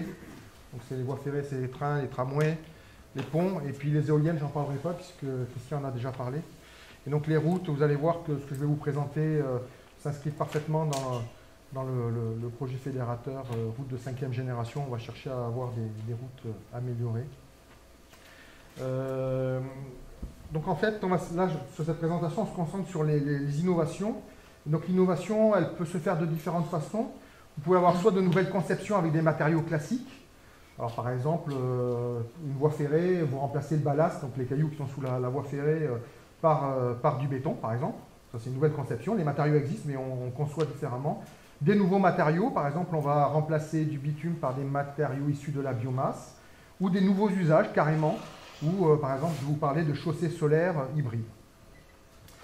Alors pour faire toutes ces innovations, on a la chance d'avoir des compétences multidisciplinaires sur le site, et en plus avec avec tout l'environnement qu'a pu décrire Christian tout à l'heure, régional. Donc souvent, pour développer une innovation, il nous faut de la modélisation. Après, il faut qu'on prédéfinir le projet. Après, on va faire des essais sur maquettes, souvent à l'échelle 1, on va jusqu'à l'échelle 1. Faire de l'instrumentation de ces maquettes pour voir si ça répond bien aux objectifs qu'on s'est fixés. Et puis également, essayer de modéliser tout ça, il faut s'appuyer sur des matériaux et puis bien connaître les lois de comportement de ces matériaux. Et en fait, on a ce triptyque en fait, et puis on tourne en rond et on essaie d'améliorer le matériau, la modélisation et puis nos maquettes pour optimiser finalement nos structures innovantes. Et vraiment, on a besoin de ce triptyque pour arriver à faire des choses innovantes. Et on a la chance d'avoir toutes les compétences sur place. On possède des grands équipements, je vais y revenir très rapidement. Donc on a un manège qui permet notamment de tester des chaussées, vous pourrez le visiter je pense aujourd'hui. On a quelque chose qui permet de fatiguer aussi les structures routières, mais à plus petite échelle, qui s'appelle Fabac, les machines Fabac. On a une dalle ici qui permet à l'aide d'un couperet de simuler, de tester des structures ferroviaires notamment. Et puis il y a la centrifugeuse qui permet de travailler sur des maquettes, on en a parlé tout à l'heure. Alors, plutôt que de vous parler de grands sujets, je vais juste vous présenter une série de photos qui illustrent un petit peu le type de travail que l'on peut faire ici. Par exemple, dans le domaine ferroviaire, donc un nouveau concept, où effectivement on a remplacé le ballast, traditionnellement utilisé pour les voies à grande vitesse, par du béton. Ça permet a priori de faire des structures qui sont beaucoup plus durables. Et donc on est allé, vous voyez, de la modélisation, on a fait de la maquette, et puis on est allé carrément faire 1 km de voie ferrée avec les industriels, notamment avec Alstom ici. Un autre projet sur le domaine ferroviaire où on va chercher à remplacer le ballast cette fois-ci par des enrobés bitumineux, dans lequel on va leur donner une nouvelle application. C'est pas traditionnel de mettre des rails sur de l'enrobé. On va essayer tout simplement pour surbaisser les véhicules, les trains, pour qu'ils puissent passer sous les anciens ponts, sous les anciens tunnels, pardon, améliorer le gabarit. Et là, on va se poser la question de savoir comment se comporte l'enrobé sous le rail qui localise les efforts. Donc on fait de la simulation. Toujours dans le domaine ferroviaire, dans les nouveaux concepts, on s'appuie pour avoir des structures qui vont être très durables, on va s'appuyer sur des sols qui sont améliorés, qu'on va traiter avec des liants à base de ciment notamment. Et donc on s'aperçoit que ce qu'on connaissait des sols, finalement il faut le revisiter un petit peu, et notamment regarder comment les sols se comportent à la fatigue sous de nombreux cycles. Donc on va développer de nouveaux essais, comme ici un essai de fatigue, pour mieux appréhender la durabilité de ces sous-sols, en fait, qui vont nous aider à faire des structures innovantes et durables. Et puis bien sûr, l'innovation, ça se fait forcément avec de l'instrumentation, tant au niveau du laboratoire pour valider les concepts que l'on s'est fixés, que sur chantier, après pour voir si finalement nos structures répondent correctement aux objectifs qu'on s'est fixés. Et donc vous avez un exemple ici sur la voie de TGV BPL, sur laquelle on a deux sections. Une section qui est faite avec une voie traditionnelle, je dirais, avec des ballasts, et une autre avec du ballast, mais cette fois-ci posé sur des enrobés. Et on espère que les enrobés vont améliorer le comportement du ballast. Et donc on va mesurer, par exemple, les accélérations que subit ce ballast dans les deux conditions et voir si effectivement la solution qu'on a proposée sur enrobé permet d'améliorer le comportement à long terme de ces structures. Dans le milieu urbain, on a développé un nouveau concept de chaussée démontable. Donc vous voyez, on a des hexagones ici qui vont s'emboîter les uns dans les autres et qui se démontent très rapidement. Une demi-journée, vous pouvez démonter une rue, intervenir dessus, donc, enfin dessous, pour être plus exact. Et donc on a été amené à développer ce concept-là, le dimensionner, développer un matériau qui soit excavable, qui soit sous la chaussée, qui soit suffisamment fort, costaud pour supporter la chaussée, mais en même temps qu'on puisse excaver pour accéder au réseau. Donc on a développé un nouveau matériau, un nouveau concept, on a simulé. C'est déjà fini ? Les routes, nouveaux usages. Donc là, par exemple, on va regarder comment développer une route électrifiée. Donc il y a des industriels qui nous proposent des solutions. Et maintenant, on regarde comment on les intègre dans la route, comment la structure peut supporter d'avoir de nouvelles inclusions et ne pas se casser au bout de quelques passages de véhicules. Donc ici, vous avez par exemple un projet avec Bombardier où on recharge par induction des bus. Ici, on recharge par induction des voitures. Ici, c'est un projet Alstom sur lequel les véhicules vont venir carrément prendre l'électricité sur des rails. Donc, comment on insère ces rails dans la chaussée. Ici, un nouvel usage aussi des chaussées chauffantes. Donc, pour éviter que les chaussées ne gèlent, on va faire circuler dans un sandwich, vous voyez la chaussée classique, et bien là, on va insérer un échantillon de matériaux poreux. On va faire circuler un fluide pour réchauffer éventuellement légèrement la surface de la chaussée pour éviter que la surface ne gèle. Et puis on va combiner ça avec le solaire, donc on va capter de l'énergie, donc on va coller par exemple des panneaux photovoltaïques en surface pour récupérer de l'électricité photovoltaïque, mais également on va essayer de récupérer de la chaleur pour chauffer un fluide, éventuellement stocker cette chaleur pour la restituer en hiver pour éviter le gel. Donc on a fait une maquette qui a été présentée à la COP 21. On a des nouveaux matériaux. Donc on va essayer de recycler au maximum les matériaux, que ce soit du béton, dans des nouvelles structures béton, du fraisade enrobé, qu'on va essayer de mettre avec des nouveaux liants qui consomment moins d'énergie. On va essayer de on refait des nouvelles routes avec ces recyclés. Et donc des émulsions, au lieu d'utiliser du bitume qui est très chaud en général, on va utiliser plutôt des émulsions qui ont des températures plus faibles, qui consomment moins d'énergie. Et puis on essaie de développer des matériaux, de nouveaux matériaux, parce qu'on envisage déjà la fin du pétrole et donc des bitumes.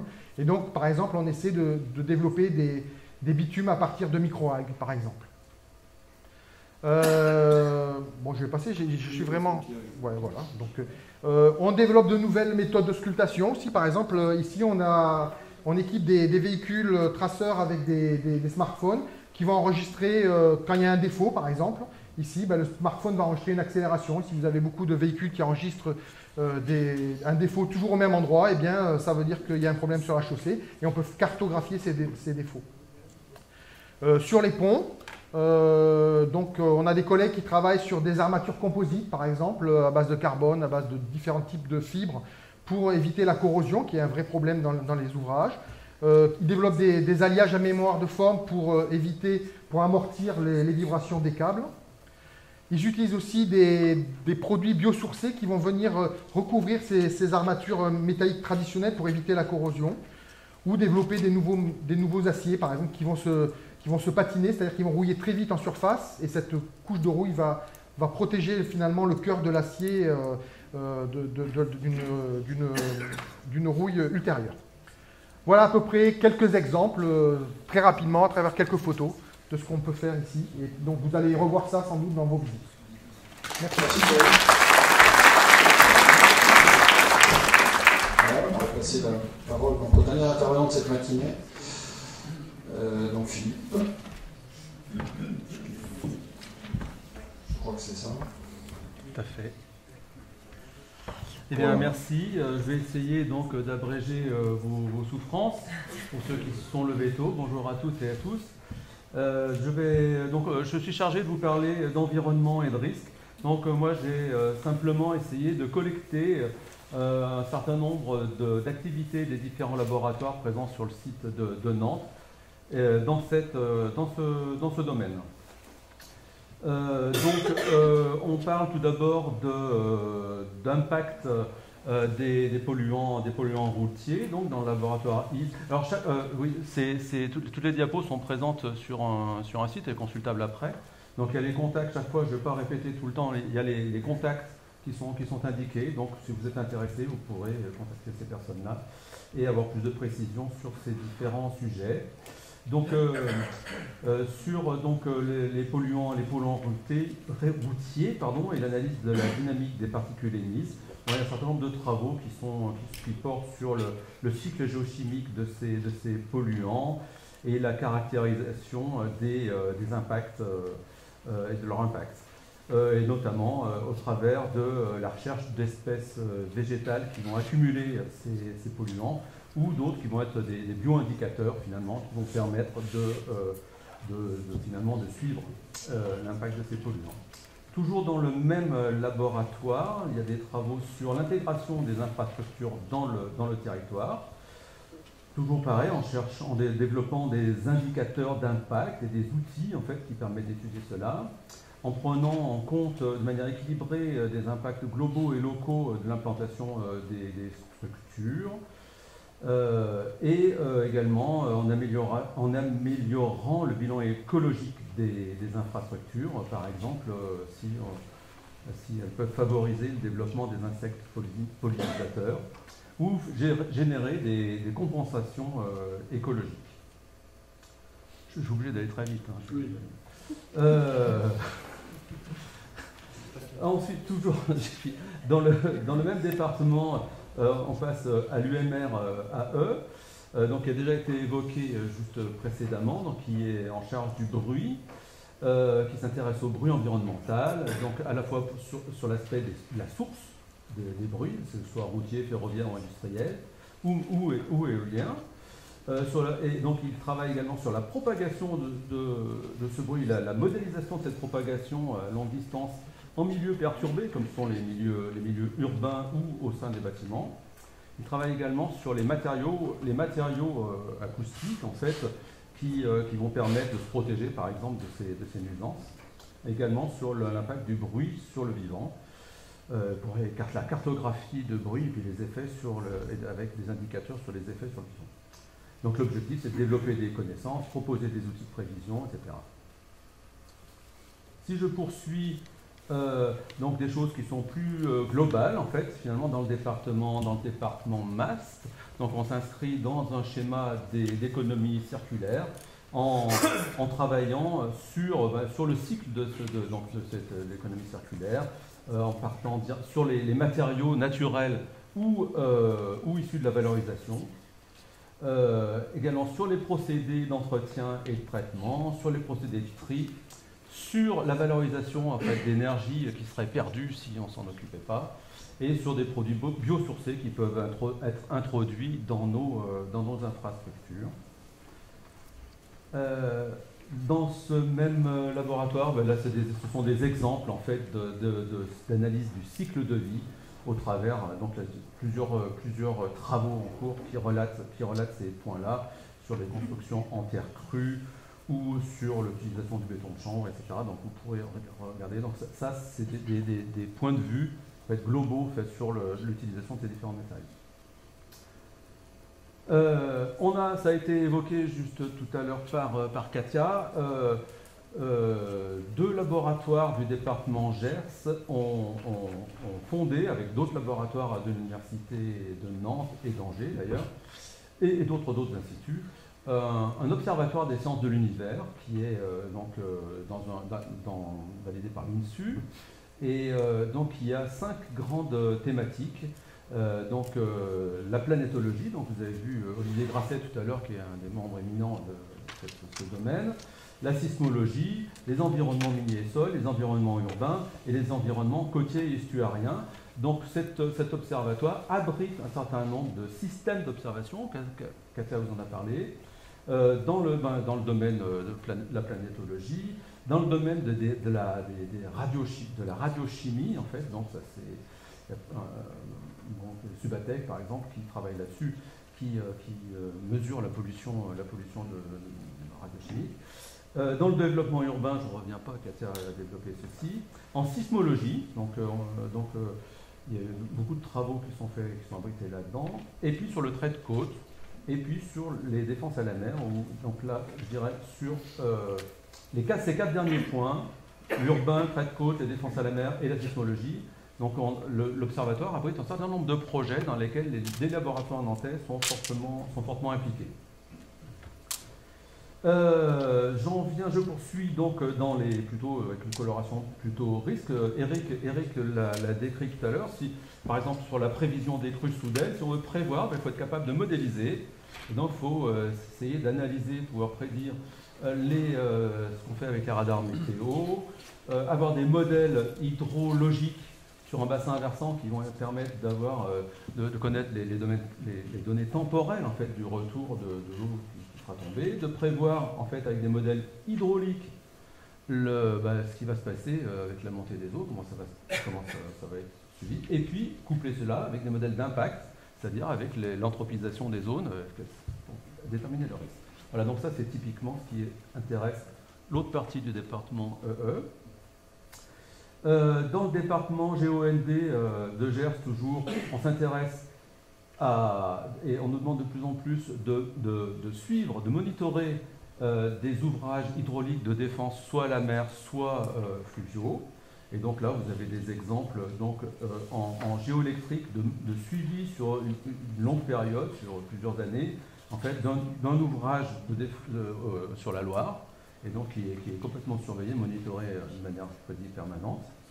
Et plus récemment, des programmes nous ont permis de mettre en place des techniques de surveillance d'ouvrages à la mer, de défense à la mer, basées sur l'écoute d'un espèce de bruit, d'ondes mécaniques qui se propagent à partir du clapot marin et qui nous permettent finalement d'enregistrer des ondes qui permettent de se prononcer sur le diagnostic de ces ouvrages. Eric vous en a également parlé tout à l'heure. Le laboratoire sismique et vibration est présent également sur le centre de Nantes. Là, je pense que vous aurez l'occasion de voir cela pendant les visites, puisque dans la centrifugeuse que vous allez pouvoir visiter cet après-midi et demain, on peut embarquer un simulateur de séisme qui permet de simuler un séisme.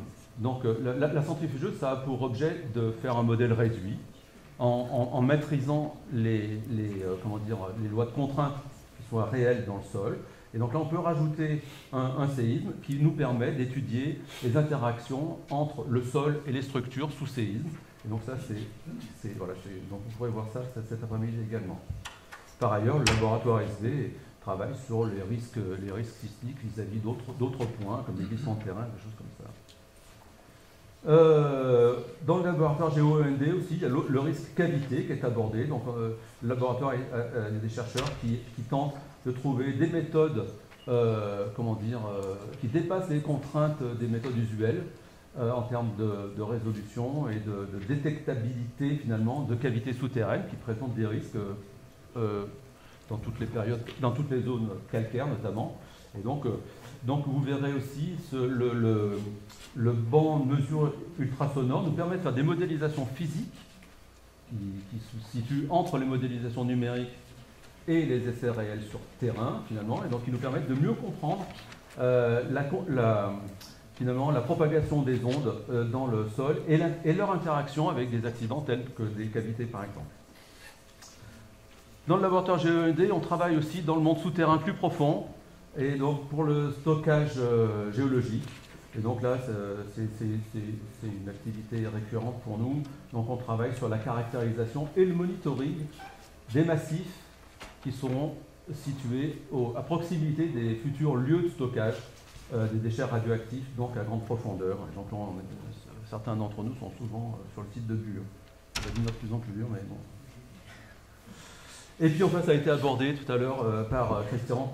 On travaille, c'est à cheval sur les grandes infrastructures et l'environnement. Donc on travaille sur les EMR et dans GOND, on travaille aussi sur l'aspect sol en fait. C'est pas sur l'infrastructure, mais sur le sol et l'éventuelle fatigue du sol sous-marin liée à l'existence d'une grande infrastructure qui va vibrer. Voilà, merci. Merci beaucoup.